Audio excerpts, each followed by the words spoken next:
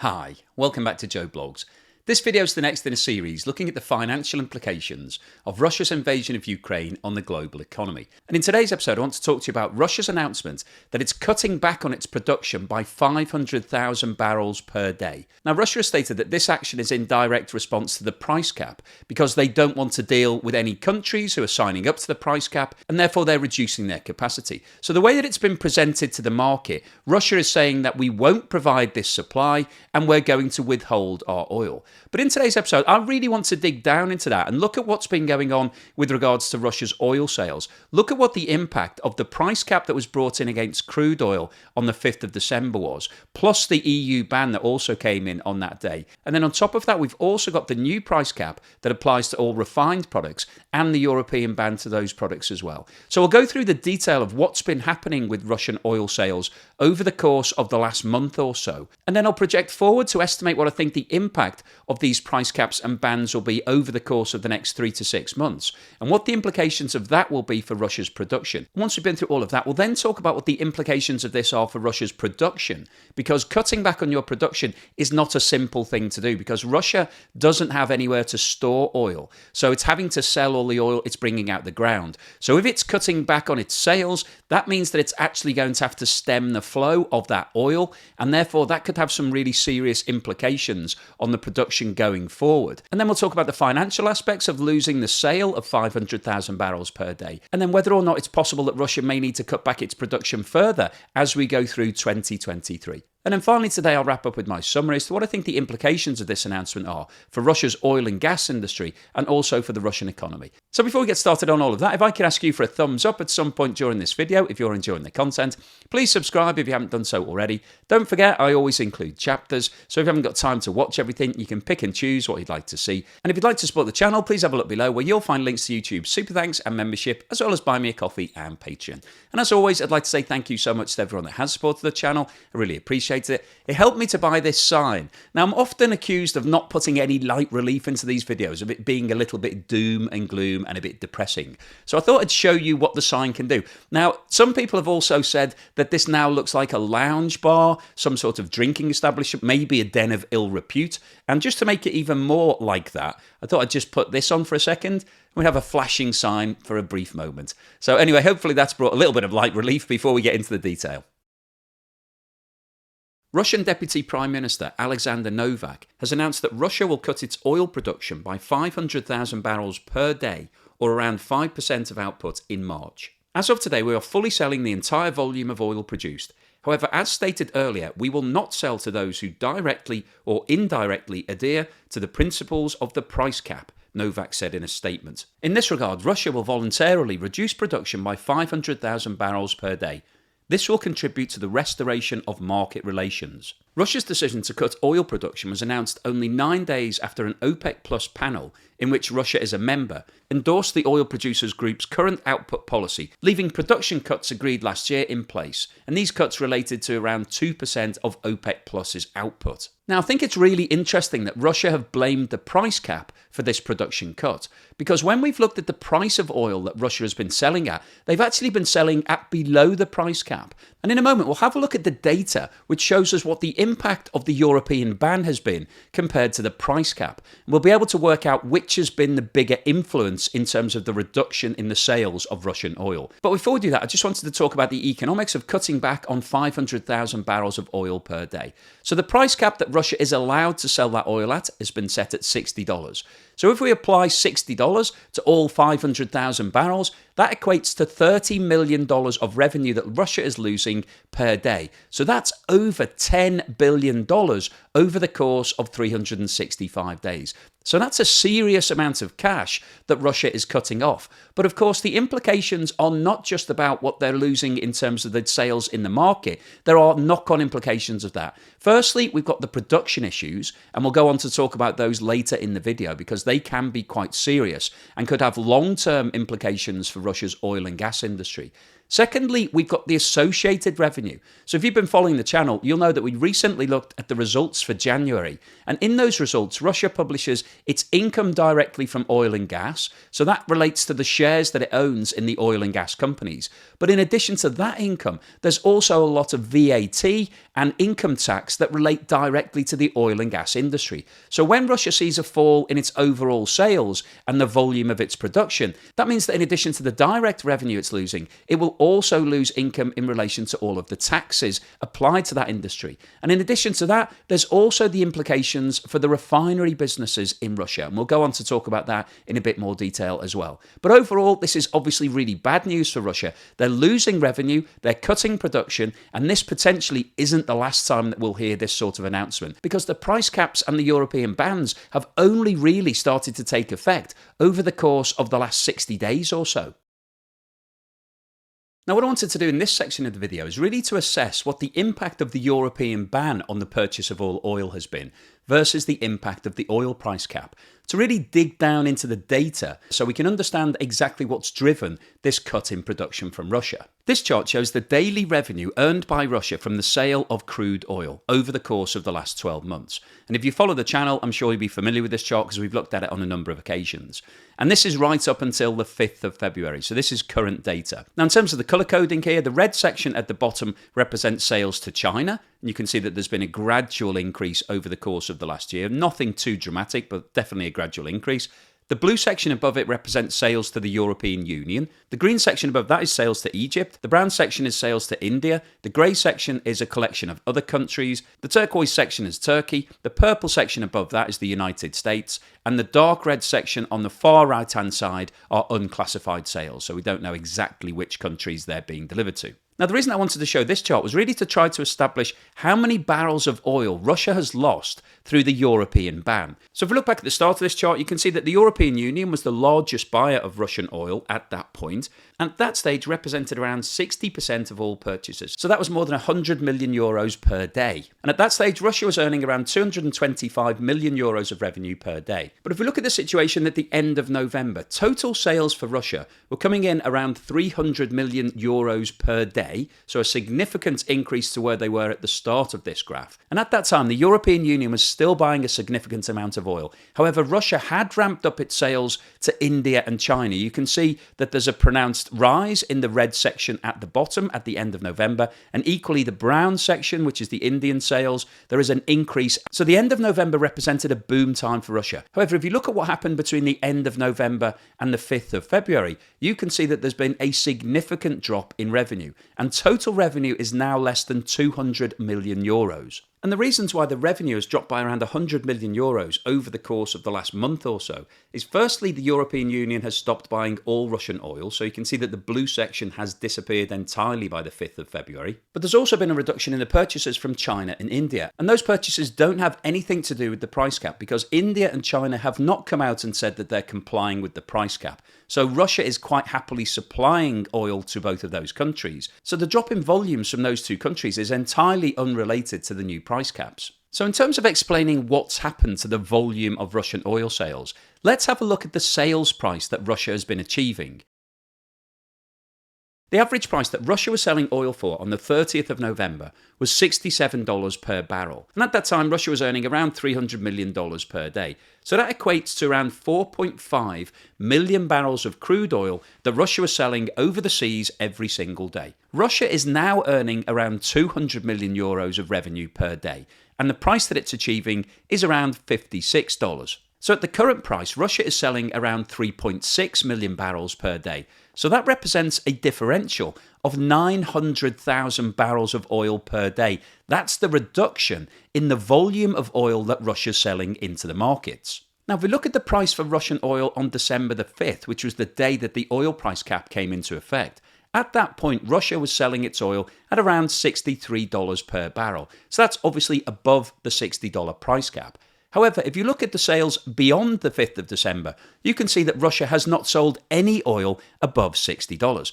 Now, Russia is saying that it's not complying with the price cap and it will actually ban any country that signs up to it. However, the reality of the situation is that even though Russia is saying that it doesn't agree with the price cap, it's actually selling its oil at less than $60 per barrel. And there have been no reports of any countries being cut off from oil supplies from Russia as a result of signing up to the price cap. So what that's telling us is that the reduction in volume isn't really relating to the price cap, because Russia's happily selling its oil below $60. If Russia was selling all of its oil at $75 and was refusing to supply anybody that wouldn't pay $75, then that would be fine. You could directly link the reduction in volume to the price cap because you could see that there was a relationship there. However, because they're selling their oil at less than $60, that means that the price cap is irrelevant in terms of the drop in volume. And therefore, that indicates that the drop in volume of 900,000 barrels per day is related to the European ban and the difficulty that Russia is having trying to find new markets to replace those lost sales. There was a surge in demand from China and India, but that initial surge has dropped off, and this is now representing a major problem for Russia. And this chart shows the revenue earned by Russia from the sale of refined products. And refined products are things like gasoline and diesel, the things that we use as consumers. So crude oil has to go through a refinery process, and at the end of that process, you then have products that you can put into your vehicles and machinery. And the colour coding for this chart is exactly the same as the previous chart. So the red section at the bottom is China, the large blue section is the European Union. We've then got a very small section in green for Egypt, a very small section in brown for India. The grey section is other countries. Turkey's in turquoise, the USA's in purple, and the dark red section on the right-hand side are unclassified sales that we don't actually know which country have bought. And what we can see from this chart is that 12 months ago, Russia was earning around 130 million euros of revenue per day from the sale of refined products, and around 3/4 of those sales were being made directly to the European Union. That's the large blue section that you can see. If we now jump forward to the other end of this chart, which is the 5th of February, which is actually the day that the refined oil price cap and the European Union ban came into effect, you can see that there hasn't really been a massive change over the last 12 months. The sales are still coming in at around about 130 million euros per day, and the biggest single buyer is the European Union, which still represents around 60% of all of the revenue that Russia is earning. So that's equating to around 80 million euros per day. And the main reasons for this are, firstly, refined products are more expensive. So countries like China and India don't want to pay a premium. They would rather buy crude oil and do the refining themselves. Secondly, it's more cost effective and easier to take large deliveries of crude oil in these huge tankers and then do the refining yourself, rather than taking lots of smaller deliveries of gasoline and diesel and kerosene. And thirdly, for a lot of countries, they've set up their own refinery businesses, which create employment and income and allow them to control the process themselves, and they can determine exactly what products are refined from the crude to meet their market demands. And because of all of those factors, China and India have not shown any interest in buying large volumes of refined products from Russia. And you can see that on the chart, there hasn't really been a surge in demand from either of those countries. So as it stands at the moment, Russia still has huge exposure to the European Union. Now, as I mentioned, this chart only goes up to the 5th of February, which is actually the date that the European ban came into effect. So in terms of calculating the impact on Russia for their production going forward, if we take the total sales to the European Union, which were around 80 million euros on the 5th of February, and apply a ballpark price of around $100 per barrel, because refined oil products are more expensive than crude, and they do range in price, but $100 is a reasonable estimate, then that would indicate that the European Union is currently buying around 800,000 barrels of refined oil products from Russia every single day. And because of the different characteristics applied to refined oil, it's going to be very difficult for Russia to be able to find replacement markets for those lost sales. So this again represents a huge challenge from Russia's point of view. They've now lost another 800,000 barrels of oil per day that they'd been selling to the European Union. And once again, the price cap has absolutely no influence on that loss of sales. Going forward, there may be some issues with regards to the price cap, but as of today, there is absolutely zero impact because it only came into effect on the 5th of February. So what's the likely impact on Russia's oil industry of cutting back 500,000 barrels of oil per day? Well, firstly and most obviously, there's the financial implications. The loss of 500,000 barrels at $60 per barrel equates to $30 million per day, which is just short of $11 billion of revenue that Russia is losing. But the financial implications are actually worse than that. If you're having to scale back your operations, then that means you may need to employ less people. So those people won't be getting paid. So therefore, they won't be then paying income tax and contributing to the state.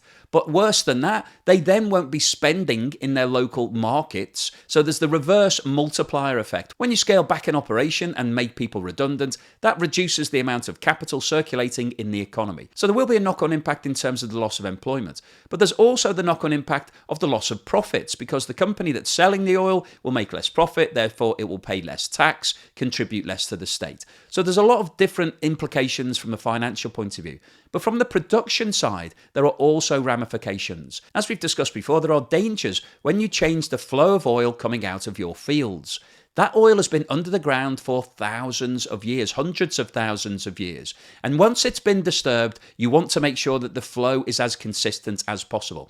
If you start trying to slow it down, then that could mean that the channels start to clog up and the flow gets interrupted, and it could result in major problems at some point in the future. Either the flow could become constricted and mean that you can't get as much oil out of the ground as you wanted to, or it could stop entirely. And one of the problems that Russia has is that it's cut its ties with a lot of the industry. So companies such as ExxonMobil, BP and Shell all set up joint ventures in Russia over the last 30 years, and they developed these facilities. They had the expertise because they were working on all of their other fields all around the world. Now, when Russia invaded Ukraine, all of those companies pulled out and no longer have any relationship. So Russia has lost access to all of that expertise and all of those people. So if it does encounter problems, it may not be able to fix them. So Russia really doesn't want to start fiddling around with its production and the flows of oil, just in case things got to go badly wrong. And just to remind you, a lot of these oil fields are in really inhospitable parts of the world. Russia is a massive country, and a lot of those oil fields are in very cold climates. So if you start playing around with the flow of oil, you could find yourself in serious difficulty. But the implications of reducing their production don't just stop at the production of oil. There's also the refineries within Russia. And Russia has 25 mega refineries. These are huge facilities. And those refineries have been set up to operate at a minimum capacity of around 60 or 70%. So the danger is when you start cutting back on production, that if you don't provide enough oil to all of those refineries, it gets uneconomic, so it becomes too expensive. And potentially you may then have to close down one of your refineries. So again, that would have massive knock-on implications in terms of employment and tax and revenue for the Russian state. So what's the summary and conclusion today? Well, I wanted to post this video because we're now seeing some tangible impacts on Russia's oil and gas industry. The sanctions that have been applied against Russia over the course of the last 12 months have started to build. But the outright ban on the purchase of oil from the European Union that came into place on the 5th of December, followed up with the ban on the purchase of all refined products on the 5th of February, have really ramped things up over the last couple of months. Russia has seen a huge drop in its volume of oil sales over the course of the last couple of months, and it's struggling to be able to find replacement markets. Now, over the course of 2022, it did manage to sell more oil to India and China, but not enough to be able to offset that huge drop in volume from the European Union. And the announcement that Russia has now made that it's cutting back production by 500,000 barrels really tells us that there are major problems, because Russia would not have made this announcement if it didn't have to. And my guess is that this will be the first of a number of announcements that we see over the course of the next 3 to 6 months. Because when you look at the data that we've been through in today's video, Russia was selling around 1.7 million barrels of oil directly to the European Union every single day. And this is seaborne oil. This isn't anything to do with the pipelines. So Russia immediately needs to find a new market for 1.7 million barrels of oil. But the situation is actually worse than that, because out of that 1.7, 800,000 barrels were refined oil. And as we discussed earlier, refined oil is a very different market. India and China are not really interested in paying a premium to Russia to take gasoline and diesel when they can do that themselves. And both have large oil refinery industries within their countries. So that's going to be a major challenge from Russia's point of view. And if it can't find replacement markets for that refined oil, that means that it's going to have to cut back on its own refinery process, because Russia is refining all of that crude oil within Russia and then selling the finished product. And of course, that will then have a knock-on implication, because if it can't move 800,000 barrels of oil through the refinery process, Firstly, it's going to have to cut back on its refineries. So it may have to close some of its refineries, make people redundant, all of those sort of issues. And then secondly, that 800,000 barrels of crude oil that was going to the refineries will then be passed back to the crude oil guys, and they're going to have to find markets for that. So Russia is becoming swamped with oil. It's got too much oil and not enough markets to sell them into. And that's why we're seeing a cutback in production, because Russia simply doesn't have anywhere to store this oil. So it can't keep pulling it out the ground because there's nowhere for it to go. And the real danger for Russia is that if they keep cutting back on production, if they stem the flow of a lot of these oil fields, that could cause them major problems in the future. They could become uneconomic or difficult to get started again. So there are some really big issues that Russia is facing right now. And I think we're at a tipping point in terms of the sanctions against Russia. It's taken a year for these sanctions to become effective. The financial sanctions and all of the other sanctions Russia can cope with. But the oil and gas sanctions are now really starting to kick in and are really hurting the Russian economy, because what they're finding is that they can't find replacement markets. And of course, over the course of the next few months, we will see the impact of the price caps kicking in further. Because as you'll know if you follow the channel, Russia is still using ships provided by the G7, the European Union and Norway for around 75% of all of its transport of oil. So it won't be able to avoid those oil price caps. Now, as we saw earlier in the video, the oil price cap is actually an irrelevance at the moment because Russia is selling its oil for less than $60 per barrel. So it hasn't come across any situations where the oil price cap has actually taken effect yet.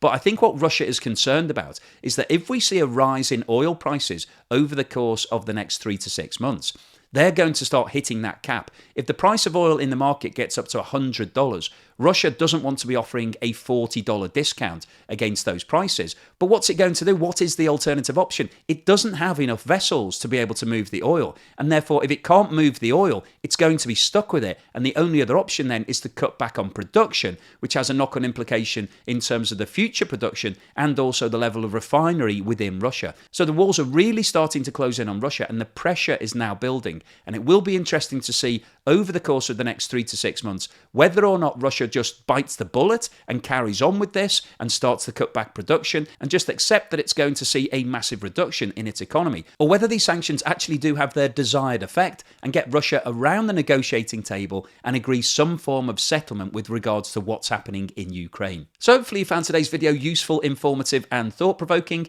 If you've liked what I've said, then please give me a thumbs up, and thank you for watching this video all the way through to the end.